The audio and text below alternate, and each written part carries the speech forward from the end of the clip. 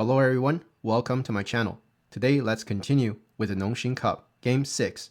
Kang Dongyun in the last game defeated Tan Xiao, and now he's facing the Japanese player Toramaru Shibano. Without further ado, let's dive in.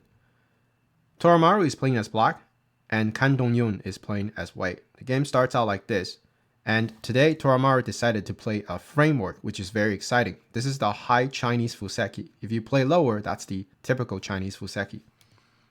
White protects the corner, and black also protects the corner, right? Both players showed some patience here, and then white takes another corner, asking black, do you want to keep building the framework? Well, in this case, Toramaru says, yes, why not? I'm playing as black, so playing the framework is good for me. White pushes, black jumps out. So with this move, we can see that black's able to suppress white's potential and also expand his own potential. And that's usually the idea behind the shoulder hit. White now plays a super classical approach, right? This probably doesn't exist these days, but Kang Dongyun decided to play this move. It reminds people of the old time. Black jumps over here, and white plays the 2-space high extension. White now goes for the 2-5 invasion. White presses on top. I personally really like this move. If white plays the most traditional move, then black has the possibility to either wedge or play somewhere like attach and then look at the combination, or black can simply play out things like this, right? And then it's just very easy for black to settle. In the actual game, white decided to just press black on top. The idea is not to give up the corner easily, right? A lot of my viewers might think this move is trying to give up the corner, but actually, if black just crawls on the second line, here, white is not planning to extend. White will come back and play the extension here, making sure that black cannot come into the corner. This move, exchanging with black's second line move, is just to make black really heavy. Now, black is in a tough spot. If black plays the Hane, then we can play the Kosumi, and we can see that black doesn't have enough space to live, and therefore black has to run, and that's not going to be fun. Similarly, if black plays the Keima, then we can kick over here. The same idea, black doesn't have enough space to live, and therefore black is pretty miserable. That's why usually black does not crawl on the second line. In the actual game, black decides to push, white has to block that, and now black jumps towards the corner. Here, Kang Dongyun decided to block immediately on the second line. This shows you that Kang Dongyun didn't study enough this particular joseki, or this particular local variation, which is normal because it doesn't happen very often. The accurate move for white to play is to block on the third line. The reason white needs to play this move is to make sure his shape is very good. Now at this point, black cannot just extend on the second line, because white can now block, and then we can see black has to add another move to live the corner. The result of this is white was able to enclose both sides with a sente. That's obviously not acceptable for black. So black needs to go for the turn. And at this point, white also doesn't want to extend. If white extend, then black extend on the second line, we can see turning here becomes a gote, and that makes a huge difference. So here, likely white is going to push and kill the corner. Black can get an Atari, white connects, and now black jumps. And then we can see with this maneuver, black's situation is a lot better because black does have some ice space to live on the side.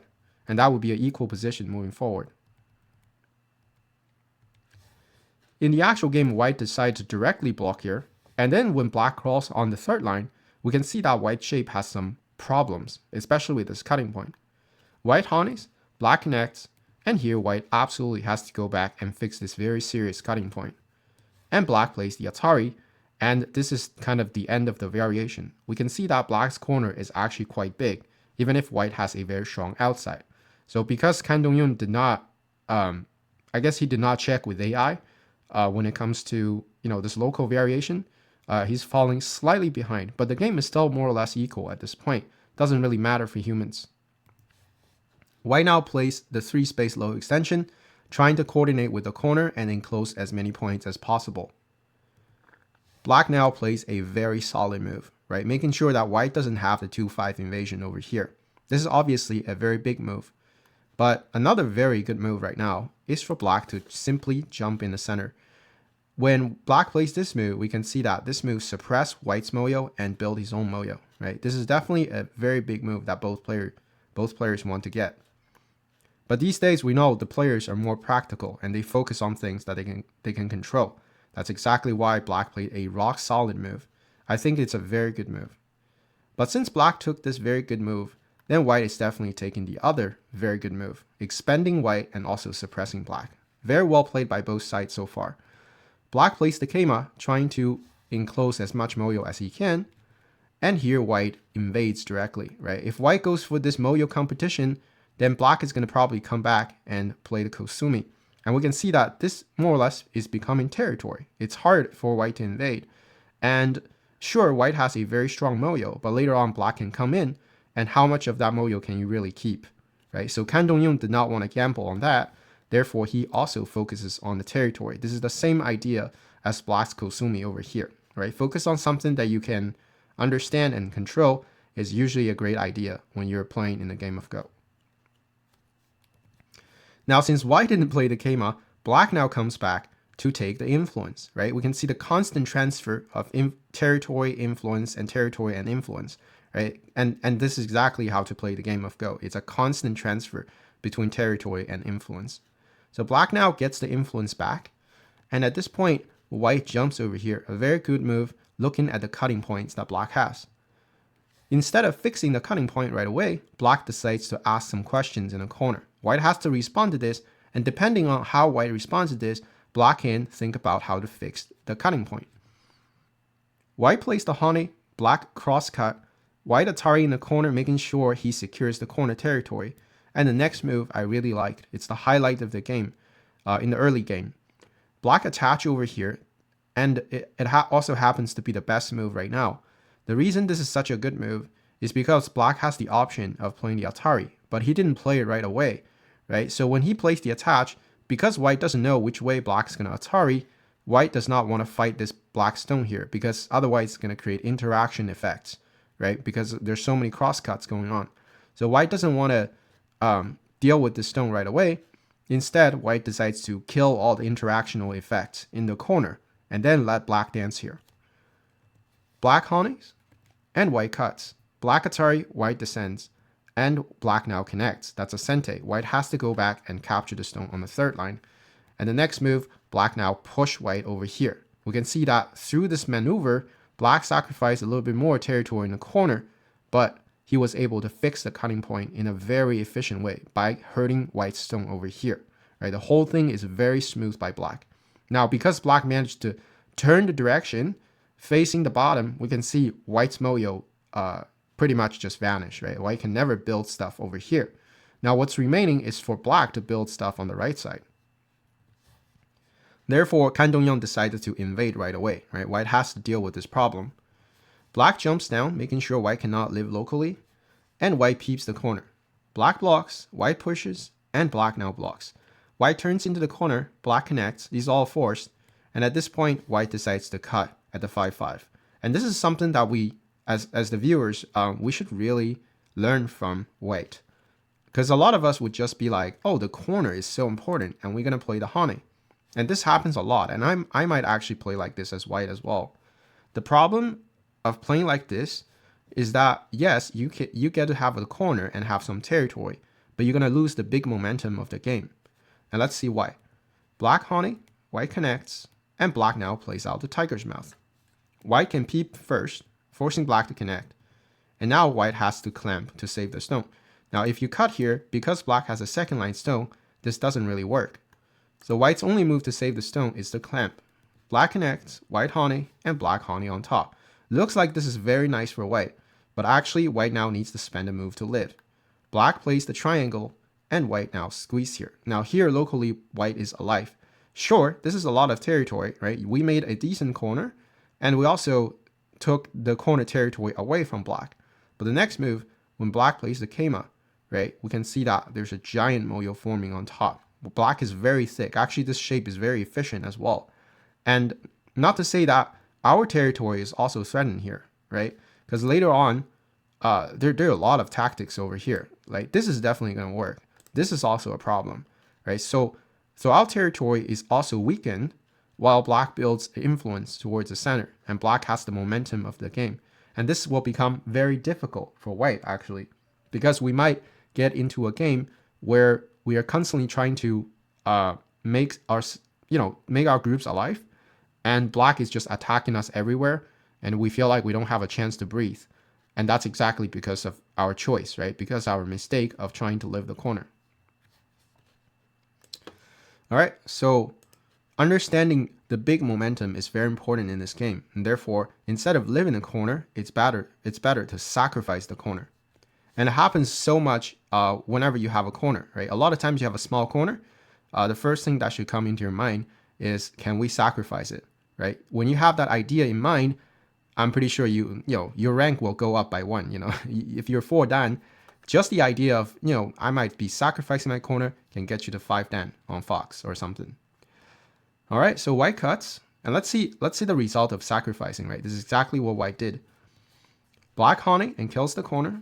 White now extends, right? We try to make more liberties, even if we know we're gonna die, because when we have more liberties, that's how we can get free moves on the outside. Black now attaches, white extends, and here black comes back to kill the corner. White haunting, and black spends another move trying to kill our corner. See, black is already investing moves to deal with our corner while we're getting the moves on the outside. And now we can see when white gets this move, white takes the momentum back into his hands. We're building on our left side and we're suppressing black's moyo. And then we just sacrifice some points in the corner. Later on, we have this turn as a sente, right? And also, because our corner is not captured yet, because it has 2 liberties, black also cannot just do whatever here, right? Black also has to worry about our 2 liberties over here. So that's the great thing about sacrificing, is your opponent has to spend a bunch of moves dealing with your sacrificed group.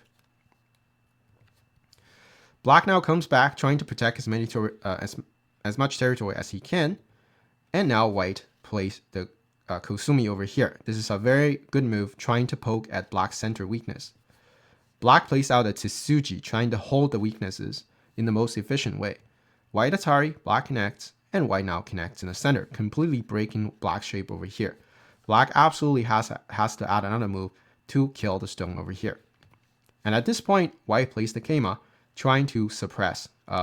Coming here is very important because it prepares for the invasion over here. Black now goes for the counter attack, right? This move not only is indirectly fixing cutting point, but also aiming at white's cutting point over here.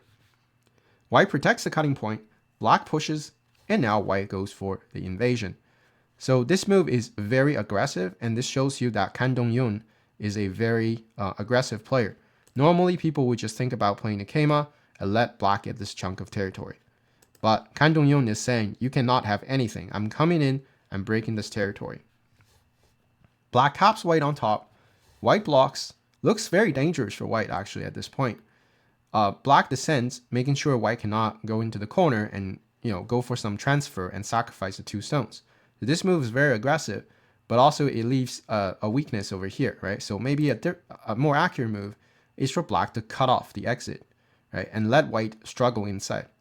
But I guess Toramaru was worried that white has different tactics to live inside, so he played very solid. White attaches, black blocks, and here white peeps. Black connects. This is all forcing move, and then white attach over here, trying to connect back home. Black bumps into white, white blocks, and now black Hane over here. And at this point, we can see white needs to spend a lot of move trying to get back. So white squeezes first. Black turns here, very aggressive. Instead of playing the double tiger's mouth, black is trying to fix in the most efficient way. White cuts. That's the way to maneuver. Black Atari. White squeeze Atari over here. Black takes white Atari, and now black connects. And here, white plays the tiger's mouth over here. Now the diamond shape over here. This is a sente. I'm looking at the Atari and block.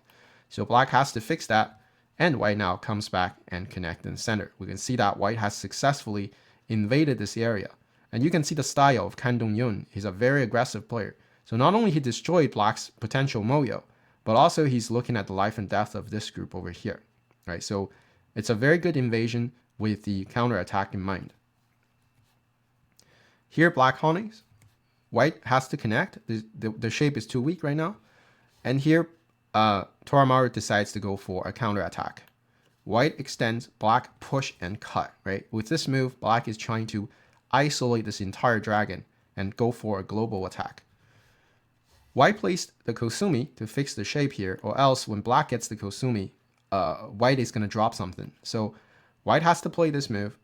Black extends, and white plays the tiger's mouth. Black captures, and we can already see there's some life and death for black's group over here, right? If white plays the second line extension, black pretty much has to rely on the code to live, which we'll see later in the game.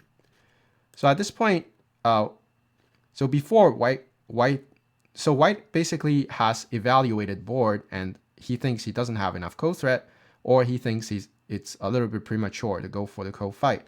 Therefore, he decides to strengthen the bottom first with this very big move. Black plays the extension looking at the cut over here, because if you directly cut, then white can just kick and get out pretty easily because of your shortage of liberties. So black plays the extension looking at the cut, and white defends that cutting point. And at this point, black hops in the center, making his shape more complete and also trying to kill the dragon. So what's happening right now is that white's dragon is threatened, right? Because white does not seem to have enough ice space. So this whole thing is under attack. But what's also under attack is black's group over here. So if white can manage to kill the group over here, then white's dragon is also out of trouble while also, gaining a big chunk of territory, right? So this is what the players are fighting for. But as I said, when white extends over here, right, black can rely on the ko, right, to fight for survival. So Kang Dongyun right now has to figure out when is the best time to start this ko. And if you want to dive deeper and support what I'm doing, check out my Patreon. I regularly post exclusive high-quality content on Joseki's pro game breakdowns and even full courses, stuff you won't find anywhere else. The link is in the description. Thanks so much. Let's continue. In the actual game, Kang Dongyun decided to not start this bomb right away, right? He decided to go for a counter attack in the center, right? What about black's 3 stones over here, right? They're not connected home. And the reason they're not connected is because white already invested a move on the second line. This was a very valuable move. So white goes for the counter attack, which is very good. It follows the principle of invasion, right? When we are in trouble, the first thing we look at is not trying to live, rather is to try to kill black. And here Toramaru plays the Atari, and this ends up to be a very big mistake by Toramaru. Because now the reason this is a mistake it's because this drags the game into complete chaos. A better move is definitely for black to Atari on the outside, right? This is the right direction for Atari usually. White extends, then black will simply net, right? And I think this variation is pretty easy for someone like Toramaru to see. So white pushes to create more cutting points. Black blocks, and white Atari. Black Atari, white takes. Black Atari from the outside, white connects. And here, black can connect the stone here first, right? This is looking at the cut. White has to connect. Black connects. White now cuts. So it's true that white is now out of trouble by capturing the 3 stones. But black gains so much value by building a wall here, especially with the Hanate next. We can see that white's territory is completely gone. Not only that, if black manages to cut off here, this group also has to worry about the survival. And if white decides to kill the group over here, then black will just fight this ko out. And black is not really afraid of that because black does have a lot of ko threats.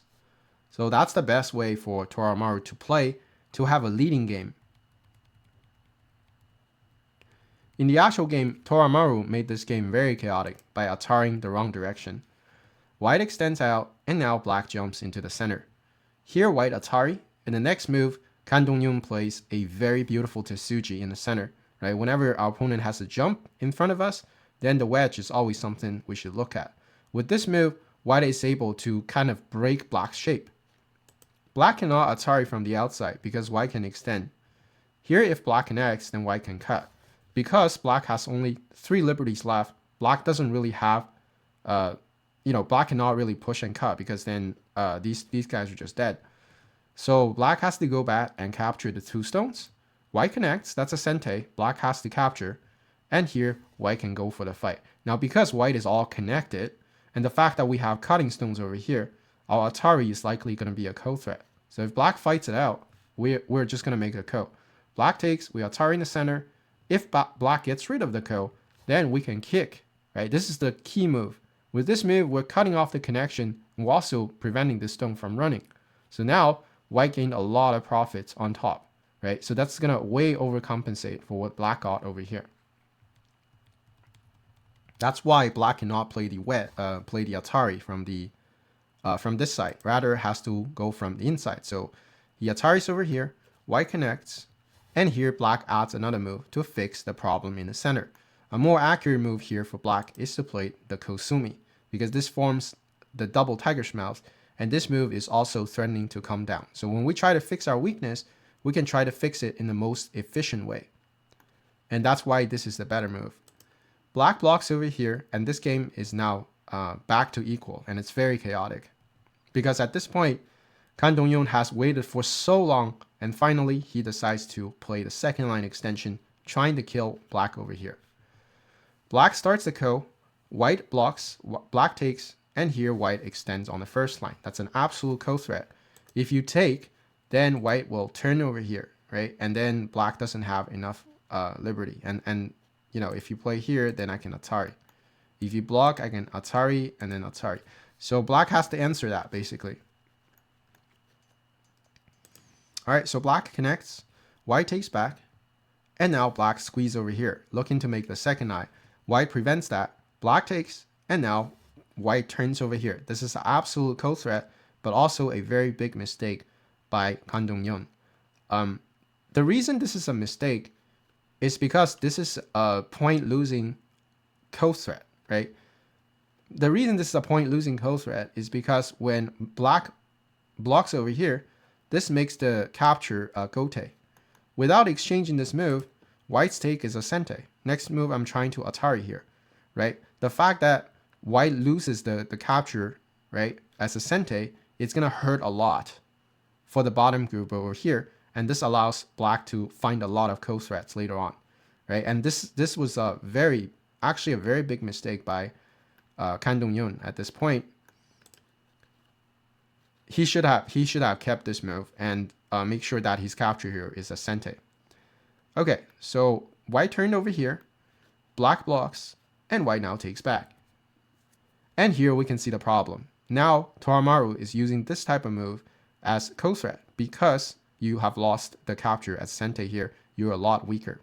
Now a better move for black as ko threat is probably to attach over here, right? Or just play another ko threat, right? Keep fighting this ko.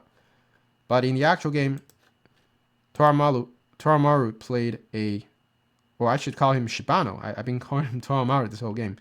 Shibano has played the peep, and white now captures the stone over here. And at this point, black plays the Kosumi and trying to cut off the two white's group. And at this point, it's getting very chaotic, right? Basically, white is cut off into two halves, and because white didn't get this as a sente, both groups are kind of in danger. White plays the kick, black extends, and now white jumps. So in Kang Dongyun's mind, this is absolute sente.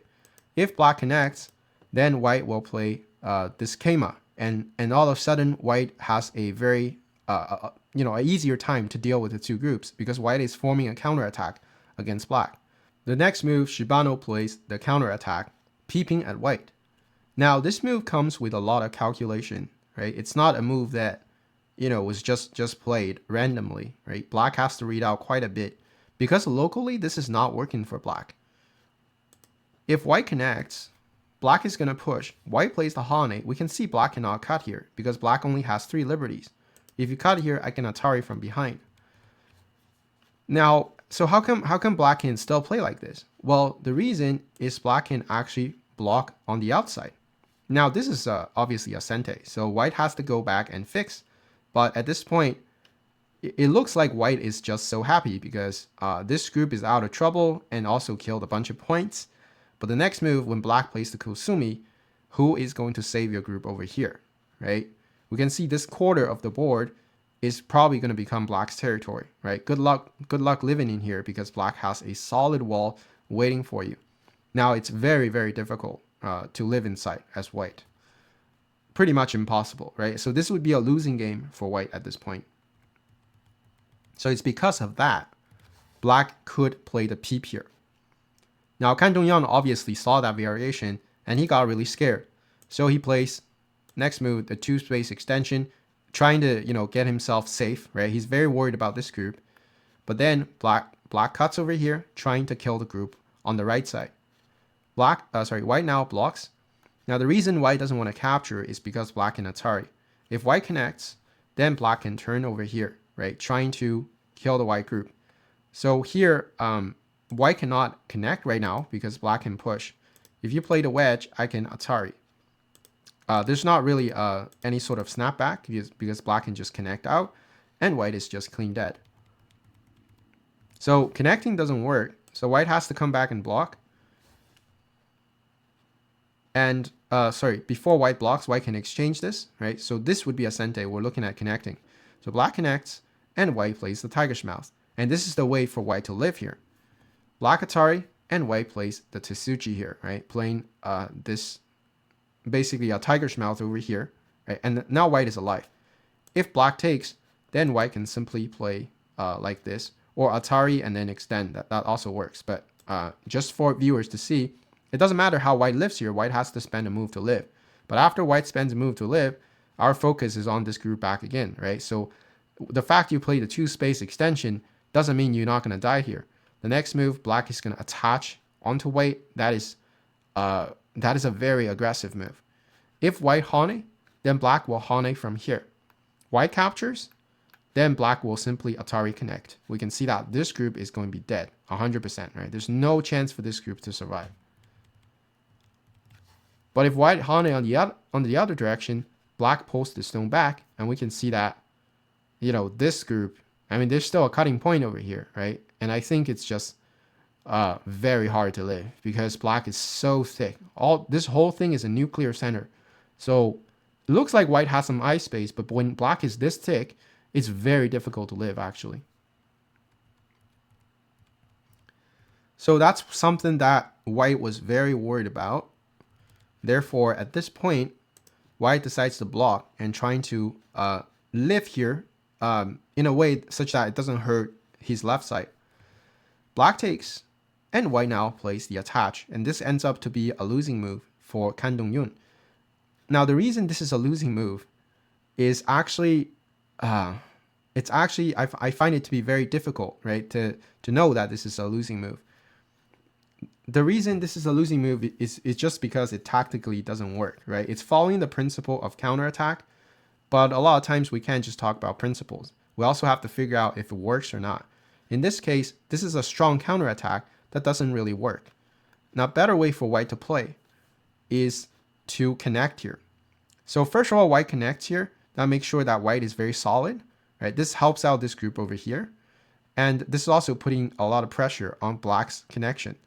So black's best move is to jump over here, putting a lot of counter pressure on white, and also connect back. White now plays the hane. Black blocks, white connects, and black also connects. These are all forced. White push, black bumps into white, and here white pulls the stone back. We can see that white is already alive here, right? So after white lives in here, then, let's just play these moves because this is a good move for black. Then black is going to try to kill white. Now, because white got this connection here, this formation is actually a little bit stronger, and there's a chance for white to live inside. And if Shibano goes for the kill, it's still a very difficult life and death problem for white to figure out. But white at least have some chances, right, to maybe play in the center and form some ice space. Maybe white can live here, right? And then this is still a very chaotic game where black has the pressure, right? If black doesn't kill white, maybe black doesn't have enough points to compete. So that's how white should have played in the actual game. That's not what was played. White went for the counterattack. Black connects, and white blocks on top. Black connects, white pushes through, and now black cuts over here. The cutting is very important. It makes sure that black's group is fine, and these guys are just dead. And here, white also connects. Kang Dongyun is going for the all-in. He doesn't want to give up anything. So black cuts, and white now jumps in the center, trying to protect the cutting point and live the dragon.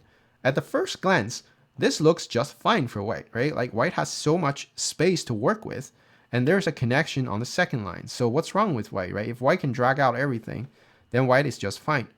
But here, Shibano showed why he is one of the best players when it comes to Moyo fights. The next move, he plays the attach. This is the best move because it's the shape move, right? We're looking at the Atari and killing the 2 stones, and this move really is just breaking white into pieces.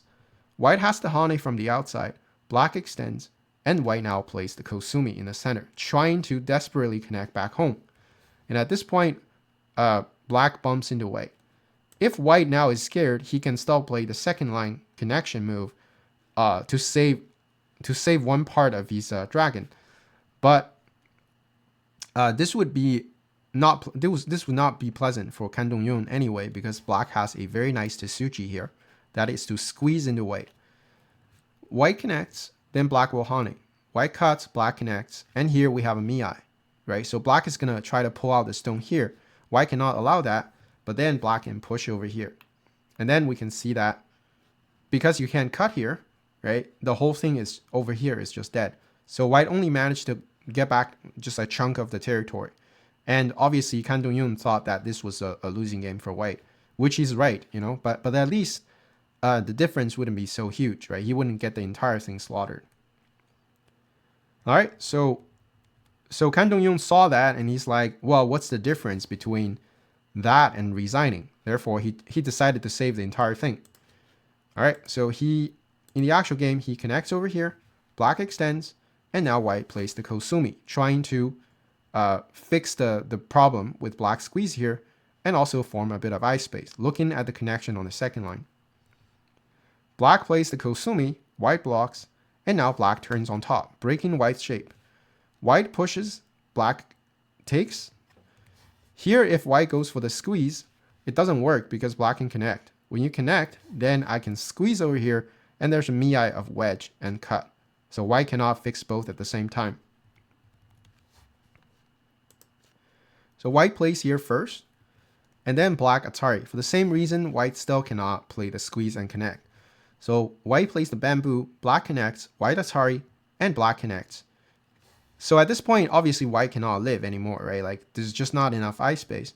So white decides to go for a final fight to see if he can counterattack this entire dragon in the center for black. But Shibano plays very solid. He takes the stone over here, forming an eye. And at this point, white Atari and black connects. And at this point, Kang Dongyun decided to resign.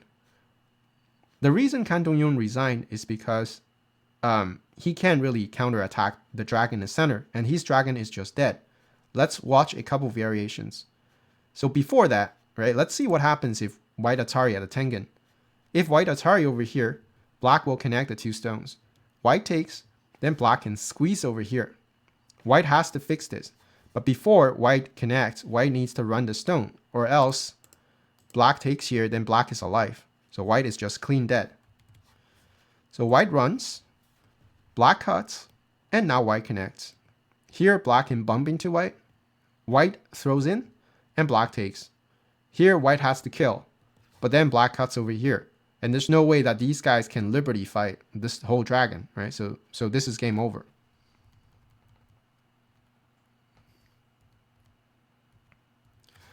So white cannot Atari at a Tengen. White Atari, black connects. At this point, the game was over, but if white continues with the connection, then black can capture.